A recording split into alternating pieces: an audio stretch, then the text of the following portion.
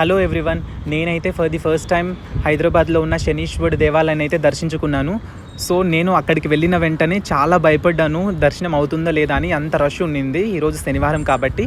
So మీరు కూడా ఒకవేళ దర్శించుకుంటే కామెంట్ చేయండి ఎంతమంది దర్శించుకున్నారు. చూడండి ఒకసారి లైన్ ఎలా ఉందో. నేనైతే ఫుల్ వీడియో చేయలేకపోయాను. నేనైతే నాకు కావాల్సిన థింగ్స్ అన్ని, దేవుడికి కావాల్సిన థింగ్స్ అన్ని తీసుకుని లైన్లో నిల్చున్నాను. దాదాపు నాకు 2 hours టైం పట్టింది దేవుడిని దర్శించుకోవడానికి. ఒకసారి చూడండి.